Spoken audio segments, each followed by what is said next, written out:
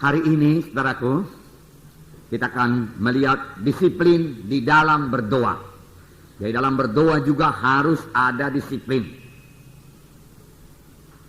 Dalam berdoa juga harus ada disiplin, saudaraku. Tanpa ada disiplin doa, kita tidak akan menang berdoa. Saudara, berdoa itu sangat penting. Walaupun setan berusaha mengatakan kepada kita bahwasanya doa itu tidak penting. Yang penting yaitu kerja, dia katakan. Yang penting berbuat. Jangan berdoa, tapi jangan berdoa. Tetapi seturut dengan firman Tuhan, berdoa itu sangatlah pentingnya.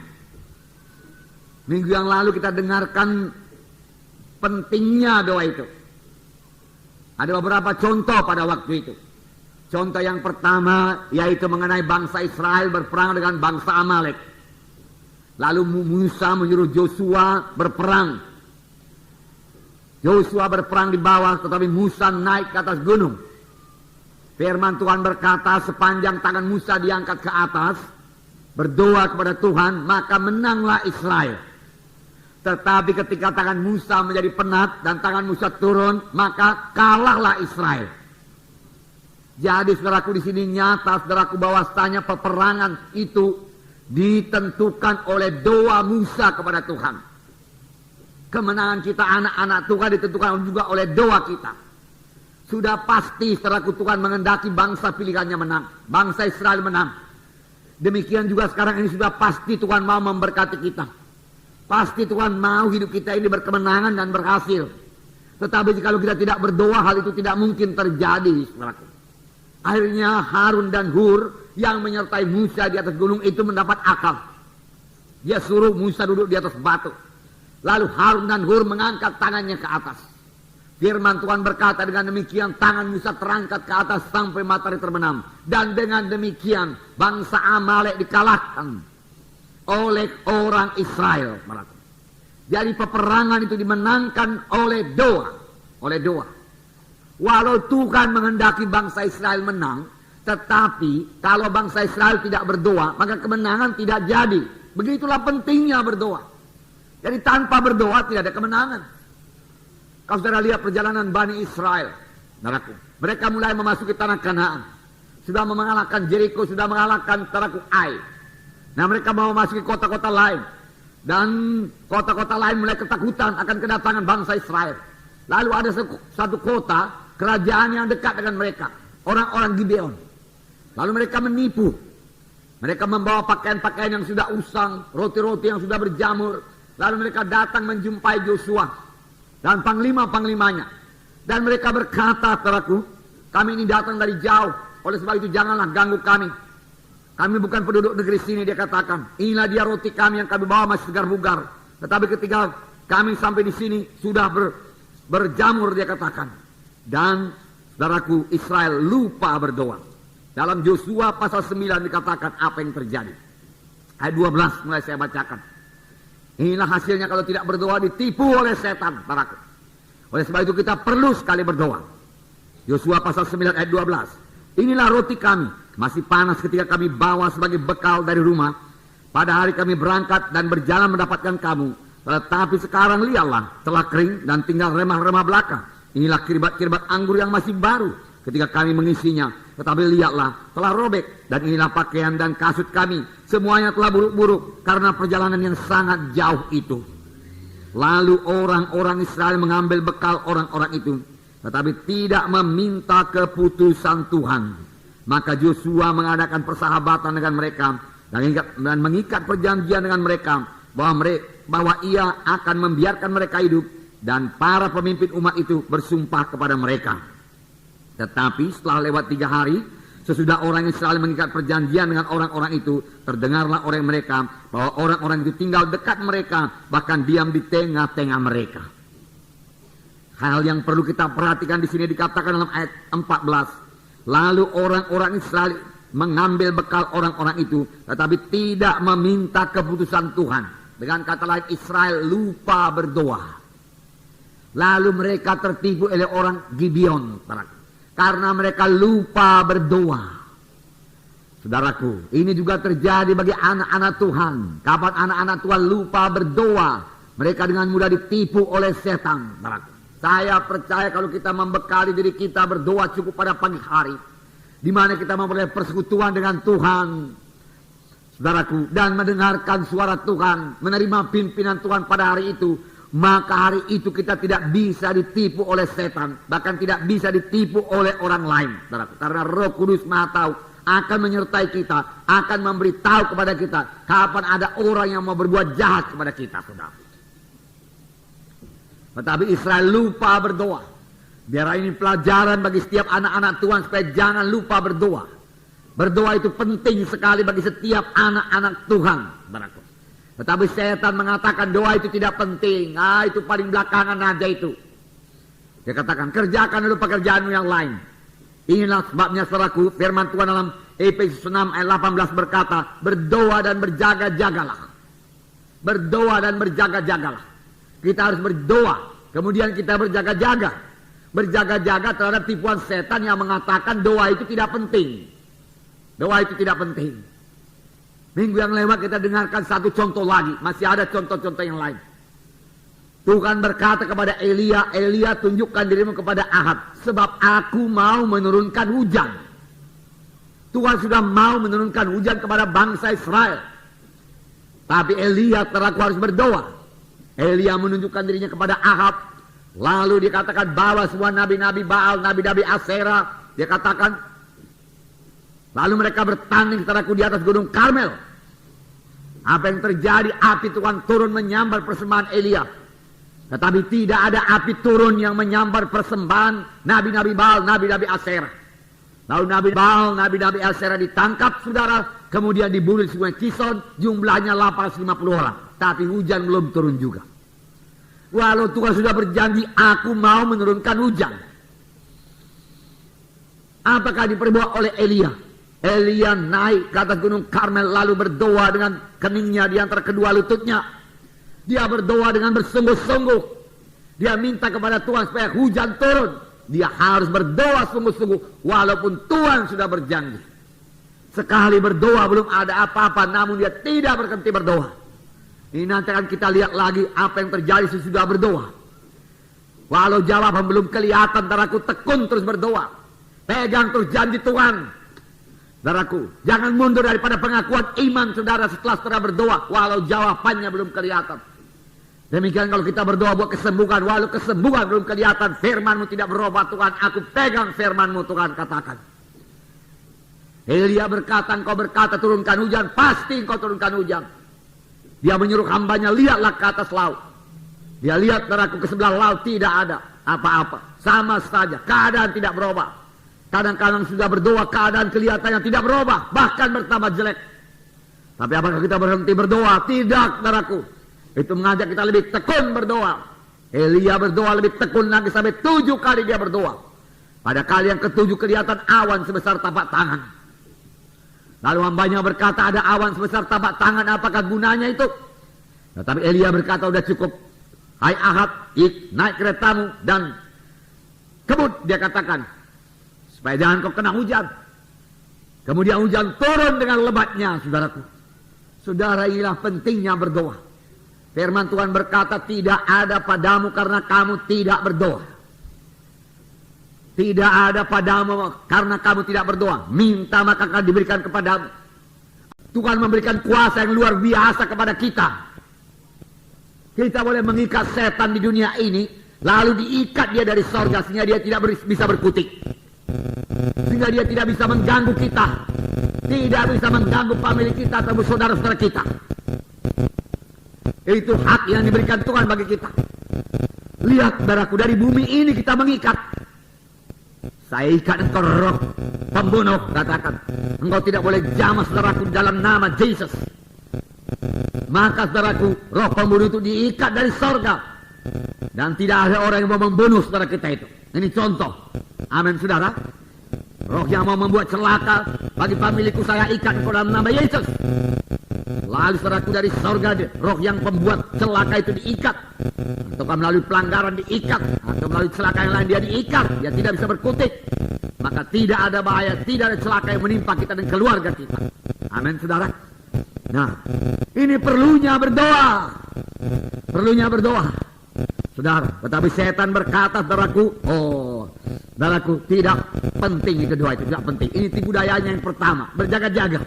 Doa itu penting, amin saudaraku. Bahkan dalam berita iman saudara dikatakan, doa itu merupakan pelayanan anak Tuhan yang terutama. Jadi pelayanan anak Tuhan yang terutama, saudaraku, bukan menginjil, tapi berdoa.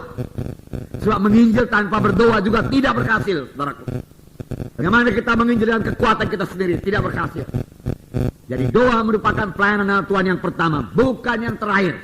Oleh sebab itu kalau kita mau mengatur waktu-waktu kita per hari, apa yang kita kerjakan dalam satu hari itu, maka prioritas yang nomor satu masuk kepada doa pagi hari. Doa 1 jam. Disiplin diri saudara. Topik firman Tuhan pada hari ini, disiplin dalam berdoa. Walau suara setan kiri kanan mengatakan doa tidak penting, saudaraku. Nah, yang penting kepada kamu bicara, yang penting kepada kamu bekerja, dia katakan. Terlebih-lebih lagi setan sering menipu saudaraku supaya kita jangan berdoa, saudaraku, yaitu memberikan kekhawatiran kepada kita, memberi ketakutan. Sehingga kita berasa, sudah begini besar persoalan, bagaimana bisa diselesaikan lagi? Oh, yang penting aku bertindak. Padahal nomor satu dia harus berdoa. Amin saudara. Kekhawatiran bukan daripada Tuhan, saudaraku. Ketakutan bukan daripada Tuhan, saudaraku. Daripada setan, saudaraku. Udah pasti daripada setan, saudara. Karena firman Tuhan berkata, Tuhan tidak memberikan kepada kita roh ketakutan. Tuhan tidak memberikan kepada kita roh khawatir. Tuhan tidak memberikan. Tapi roh kuasa, roh kasih, roh yang memerintahkan diri, itu yang diberikan Tuhan bagi kita, saudara. Jadi kalau ada ketakutan, ada kekhawatiran, kenallah itu tipu daya setan, saudaraku. Tolak dalam nama Yesus, saudaraku. Nah, jadi yang pertama, saudaraku, prioritas pertama berdoa. Banyak anak Tuhan bicara saja mengenai doa. Oh, memang bagus berdoa. Doa itu berkuasa. Doa itu bisa mengubahkan keadaan saya, dia katakan. Nah, prayer changes things. Nasib saya berubah kalau saya berdoa. Keadaan saya berubah kalau saya berdoa. Tapi sekedar mengucapkan saja tanpa melaksanakannya, tanpa duduk berlutut berdoa dan bersekutu dengan Tuhan, saudaraku, dengan iman yang sungguh-sungguh percaya kepada Tuhan, maka prayer itu, saudaraku, tidak akan mengubahkan keadaan saudara. Saudaraku berdoa dengan sungguh-sungguh, supaya memang doa itu memberkati saudara, mengubahkan keadaan saudara, menyembuhkan saudara kalau saudara sakit, saudaraku, menyelesaikan persoalan saudara. Tuhan memberikan jalan keluar daripada persoalan saudara kalau saudara punya persoalan, saudaraku. Tapi berdoa dengan sungguh-sungguh, bersekutu dengan Tuhan, saudaraku. Nah, saudara yang kasih dalam nama Yesus, kalau ini sudah kita perhatikan, marilah kita menyadari bahwasanya berdoa itu penting sekali bagi hidup kita. Dan kita harus berdoa tiap-tiap hari, saudaraku. Tidak ada padamu karena kamu tidak berdoa. Mengapa dikatakan disiplin dalam berdoa? Karena tubuh ini tidak suka berdoa, saudaraku. Tetapi biarlah sebagaimana firman Tuhan mengenai disiplin ini, 2 atau 3 minggu yang lalu dikatakan saudaraku, kita harus melatih tubuh kita dan menguasai sepenuhnya. Sama sebagaimana dikatakan Paulus, supaya jangan aku yang sudah mengajar orang lain itu terbuang. Bangun dengan rajin, saudaraku. Kuasai tubuh kita, disiplin berdoa. Amin, saudara. Nasib saudara akan berubah, saudara akan bertumbuh dalam Tuhan, saudaraku. Nah, yang kedua, saudara. Yang kedua, saudara, anak Tuhan tersebut sudah tahu bahwasanya doa itu sangat penting, ya. Dan dia mau berdoa. Tetapi setan tidak tinggal diam. Dia akan berusaha lagi menghalangi supaya doa itu tidak dimulai. Tidak dimulai. Saya sudah tahu, misalnya saya sudah tahu, oh memang saya harus berdoa. Penting berdoa itu, ya. Kalau saya tidak berdoa, tidak ada pada saya. Kalau saya berdoa, saya menang. Kalau saya berdoa, saya kuat. Kalau saya berdoa, saya diurapi. Kalau saya berdoa, saya lebih mengerti firman Tuhan. Kalau saya berdoa, saya beserta dengan Tuhan. Oh, aku mau berdoa, aku mau berdoa. Setan mulai mengganggu lagi, kenal tipu daya setan. Saudara mau masuk kamar, ada ketukan. Gangguan. Tamu datang. Salah satu gangguan, neraka. Nah, menang atas gangguan itu. Saudara dengan bijaksana boleh memberitahu saudara kuat langsung kepada tamu itu dengan berani saja. Atau melalui anak kita kalau kita orang tua. Katakan, tunggu sebentar Pak, Bapak mau berdoa. Bapak lagi berdoa. Atau telepon berdering. Bagi saudara yang punya telepon, kerap kali setan mengganggu melalui telepon supaya kita jangan berdoa. Supaya doa tidak dimulai. Nah, kadang-kadang yang membuat perkelahian dalam anak-anak, pertengkaran dalam anak-anak. Pada waktu kita mau mulai berdoa, karena kita sudah merasa aku harus berdoa. Pentinglah berdoa itu. Oh, aku mau berdoa, aku harus berdoa. Datang pula anak-anak bertengkar. Datang pula tiba-tiba gangguan dari kiri kanan, saudaraku. Atau gangguan dari luar, saudaraku. Atau datang pula lemparan batu. Dar, dia katakan, supaya kita keluar, lalu melihat, lalu mulai marah. Lalu tidak jadi berdoa. Saudara. Segala macam gangguan, supaya jangan dimulai doa tersebut, saudaraku. Saudara. Nah, bermacam-macam gangguan dia sampaikan, saudaraku. Tetapi kenallah, saudaraku, kalau memang pada waktu itu saudara belum berdoa, dan saudara mau mulai berdoa, dan kemudian datang segala macam gangguan, yang dari tadi tidak ada, tetapi pada waktu saudara mau mulai berdoa datang gangguan, kenallah bahwasanya gangguan itu dari setan. Abaikan itu, amin saudara. Ya. Oleh karena setan tahu, saudaraku, semua pekerjaan Tuhan tidak akan berhasil kalau tidak didoakan lebih dahulu. Sebaliknya, pekerjaan Tuhan pasti berhasil kalau kita sudah berdoa cukup. Pekerjaan Tuhan akan gagal, pelayanan kita akan gagal kalau kita tidak berdoa lebih dahulu. Setan tahu, oleh sebab itu dia halangi. Kita sudah tahu pentingnya berdoa, oh lalu kita mulai berdoa, oh dia ganggu dari segala penjuru. Dia ganggu. Ya. Kadang-kadang hujan datang, dan kita mulai ingat, oh ada pakaian di luar. Perlu diangkat dulu, saudaraku. Suruh saja satu orang mengangkat pakaian, saudara masuk dalam doa, kalahkan setan, kalahkan tipu daya setan, saudaraku. Nah, kadang-kadang kita mulai berdoa, saudaraku. Mulai berdoa, setan mengingatkan semua pekerjaan kita. Banyak pekerjaan, belum siap. Pekerjaan sudah bertumpuk-tumpuk ini, dia katakan. Nah, saudara, lalu kita mulai berpikir, udahlah berdoa sebentar aja ini Tuhan, saya perlu bekerja dengan cepat. Pekerjaan sudah bertumpuk-tumpuk, maka hari itu saudara kalah, saudaraku. Nah, kadang-kadang saudaraku setan berkata, ya, ada pekerjaan rohani ini, dia katakan. Bukan pekerjaan dunia. Harus kau kerjakan. Kau kan perlu mengunjungi. Setiap anak Tuhan perlu mengunjungi. Kau sudah diberi tugas oleh pemimpin SKS. Kau harus mengunjungi. Kau harus melayani. Kau harus berkhotbah, dia katakan. Siapkan khotbahmu, dia katakan. Saudaraku. Sehingga kita tidak berdoa. Saudaraku, tapi semua itu tidak akan berhasil dengan baik kalau kita tidak berdoa. Mengunjungi juga tidak akan berhasil dengan baik kalau kita tidak berdoa, saudaraku. Menyediakan khotbah apalagi capek, saudaraku. Saya kerap kali gagal menyediakan firman Tuhan kalau saya tidak berdoa lebih dahulu, saudaraku. Coret-coret kertas, saudaraku, kesana kemari, saudaraku, dari otak melulu, saudaraku, sampai satu lembar koyak, saudaraku. Enggak mantap, saudaraku. Enggak memenuhi kebutuhan jiwa-jiwa, saudaraku. Kemudian ambil satu lagi, saudaraku, lalu mulai satu lagi khotbah, saudaraku. Tulis. Selembar, saudaraku, atau setengah lembar, sudah nggak laku, saudara, nggak bisa dipakai. Rasanya pun tidak bisa, saudaraku.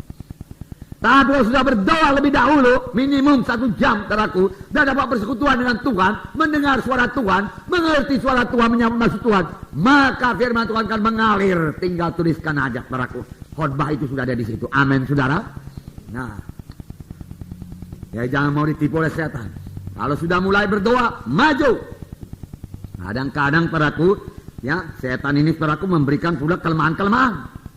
Di situ kita mulai berdoa, setelah kepala mulai sakit, saudaraku. Situ kita mulai berdoa, mau bangun dari tempat tidur, datang pening, sudah. Pening kepala, saudaraku. Dicoba duduk, saudaraku, rasanya goyang semua, saudaraku. Oh, aku sakit hari ini, aku tidur, dia katakan. Padahal kalau dia bangun, saudaraku, saudara, dan mulai berdoa, tidak sampai 5-10 menit, pening itu pasti hilang. Amin, saudara. Karena cuma gangguan setan saja. Kalau kita penuh dengan Roh Kudus, saudaraku. Nah, saudaraku yang kasih dalam nama, karena tidak sembarang, kita ini anak-anak Tuhan. Amin, saudara. Ada Roh Tuhan dalam kita. Amin. Nah, roh Tuhan dalam kita tidak sembarangan, saudaraku. Setan menempelkan penyakit kepada kita. Saudaraku, semalam istri saya membacakan firman Tuhan kepada saya. Sangat mantap kepada saya. Bahwa dia katakan dahulu kita ini di bawah hukum dosa dan hukum maut. Sebelum kita selamat. Sama sebagaimana Adam. Adam sebelum dia berdosa dia tidak kenal kematian. Adam hanya mengenal kehidupan. Tetapi setelah dia berdosa, maka kematian, hukum kematian mulai bekerja dalam dia. Hanya karena ciptaan Tuhan yang pertama itu sangat sempurna, maka diperlukan waktu 1000 tahun lamanya untuk merusak kehidupan itu. Sampai Adam mati. Tetapi firman Tuhan buku Roma berkata, kamu tidak lagi di bawah hukum dosa dan hukum maut. Kamu berada dalam hukum roh yang membawa kehidupan. Amin, saudara. Saudara, jadi sebenarnya saudaraku, anak Tuhan itu, saudaraku, anak Tuhan itu, saudaraku, tidak bisa mati kalau bukan kehendak Tuhan, saudaraku. Kalau belum sampai waktunya kata Tuhan, kalau belum umurnya panjang. Amin, saudara. Enggak ada tuh ceritanya Tuhan itu mati karena dipukul setan atau karena kecelakaan. Enggak ada itu, saudara. Karena kita tidak di bawah hukum dosa. Nah, iman saya berkata demikian, saudara. Walaupun ada orang lain berkata, saudaraku, yang mobilnya ketabrak, saudaraku, lalu mati, saudaraku, saya percaya tangan perlindungan Tuhan teguh. Amin, saudara. Karena kita di bawah hukum roh yang membawa kepada kehidupan. Karena hukum dosa dan hukum maut ditiadakan bagi kita, maka kita boleh menikmati umur yang panjang dalam dunia itu melayani Tuhan. Hidup kita ini bukan untuk dosa lagi, amin, saudara. Bukan lagi untuk dosa. Hidup kita untuk kebenaran. Masakan Tuhan keberatan, saudara, kita hidup untuk kebenaran, saudara. Kita tidak membenarkan diri, tetapi kita tahu ini banyak pekerjaan Tuhan. Kita tahu, saudaraku, famili-famili kita, suku Batak, suku Karo, suku Simalungun, Nias ini, saudaraku, Dairi sana, saudaraku.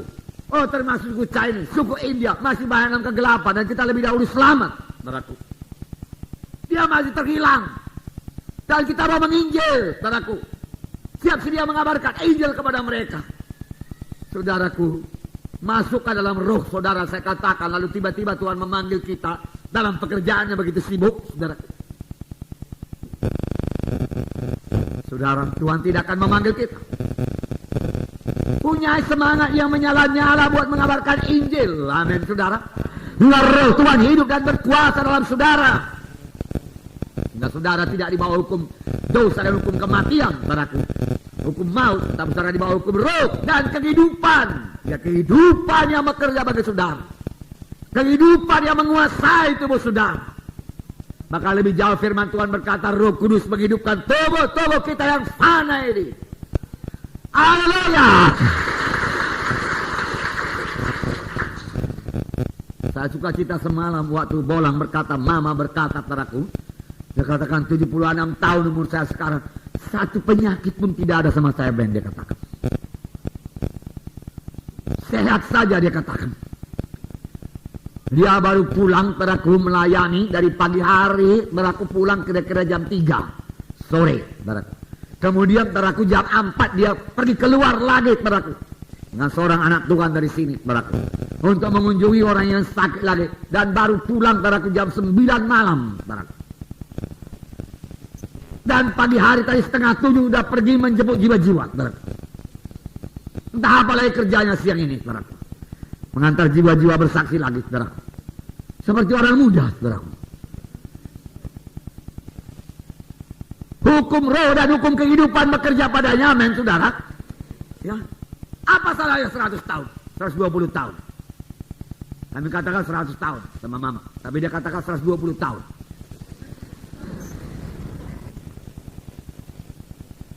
$50 tahun lagi, 40 tahun lagi. Tidak lama. Saudara, dalam pekerjaan Tuhan perlu waktu, amin, saudara. Oleh sebab itu mari berdoa Saudara, kita berdoa di hadirat Tuhan. Hadirat Tuhan turun kepada kita, menguasai kita, pasti memberkati tubuh kita. Amin, saudara. Memang dia terutama memberkati roh kita. Tapi roh kita yang mempengaruhi tubuh kita ini segenapnya, saudara. Puji Tuhan, saudara. Oleh sebab itu, saudaraku, mulailah ikut doa semalaman, doa syafaat. Kan sudah ditentukan bagi saudara, doa semalaman cuma sekali sebulan. Sekali doa pada bulan,